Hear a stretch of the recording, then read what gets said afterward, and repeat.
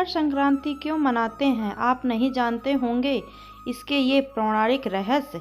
पूष मास में जब सूर्य धनु राशि को छोड़कर मकर राशि में प्रवेश करता है तब मकर संक्रांति का पर्व मनाया जाता है और सूर्य धनु राशि से मकर राशि में प्रवेश करता है, इसलिए इसे मकर संक्रांति के नाम से जाना जाता है। यह एकमात्र ऐसा त्यौहार है जिसे संपूर्ण भारतवर्ष में मनाया जाता है, चाहे इसका नाम व मनाने तरीका कुछ भी हो। वैसे तो यह पर्व जनवरी माह के 14 तारीख को मनाया जाता है, लेकिन कभी कभी यह त्यौहार 12, 13 या 15 तारीख को भी मनाया जाता है, क्योंकि यह त्यौहार पूरी तरह से सूर्य के मकर राशि में प्रवेश करने के दिन मनाया जाता है और सूर्य सामान्यतः 12, 13, 14 या 15 जनवरी में से किसी एक दिन ही मकर राशि में प्रवेश करता है। इस बार भी यह पर्व 15 को ही मनाया जाएगा। हिंदू धर्म में माह को 2 पक्ष में बांटा गया है, कृष्ण पक्ष और शुक्ल पक्ष।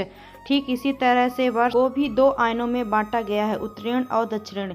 यदि दोनों को मिला दिया जाए तो एक वर्ष पूर्ण हो जाता है। मकर संक्रांति के दिन से सूर्य के उत्तरायण गति प्रारंभ हो जाती है, इसलिए मकर संक्रांति को उत्तरायण भी कहते हैं। हिंदू धर्म की मान्यताओं के अनुसार इस दिन भगवान विष्णु ने असुरों का अंत कर उनके सिरों को मंदार पर्वत में दबाकर युति की घोषणा की थी, इसलिए इस मकर संक्रांति के दिन को बुराइयों और नकारात्मकता को समाप्त करने का दिन भी मानते हैं। इस त्यौहार को अलग अलग प्रांतों में अलग अलग नामों से मनाया जाता है। तमिलनाडु में इसे पोंगल के रूप में, तो आंध्र प्रदेश, कर्नाटक और केरला में केवल संक्रांति के नाम से मनाया जाता है, जबकि बिहार और उत्तर प्रदेश में इस त्यौहार को खिचड़ी के नाम से जाना जाता है।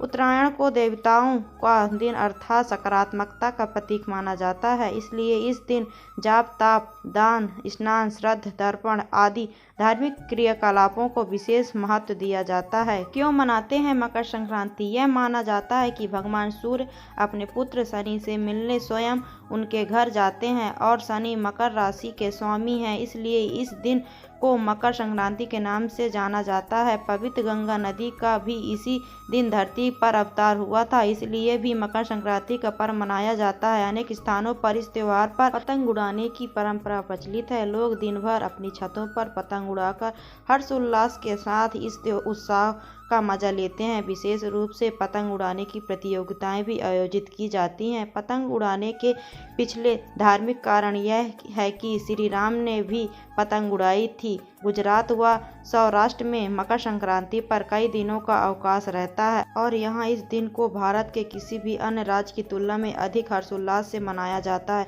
संक्रांति और सेहत। पूष मास की सर्दी के कारण हमारा शरीर कई तरह की बीमारियों से ग्रसित हो जाता है, जिसका हमें पता भी नहीं चलता है और इस मौसम में त्वचा भी रूखी हो जाती है, इसलिए जब सूर्य उत्तरायण होता है तब इसकी किरणें हमारी शरीर के लिए औषधि का काम करती हैं और पतंग उड़ाते समय हमारा शरीर सीधे सूर्य की किरणों के संपर्क में आता है, जिससे अनेक शारीरिक रोग जो हम जानते ही नहीं वो स्वतः ही नष्ट हो जाते हैं। हैप्पी मकर संक्रांति कमेंट में जरूर लिखें और वीडियो को लाइक कर दें, चैनल को सब्सक्राइब कर लें।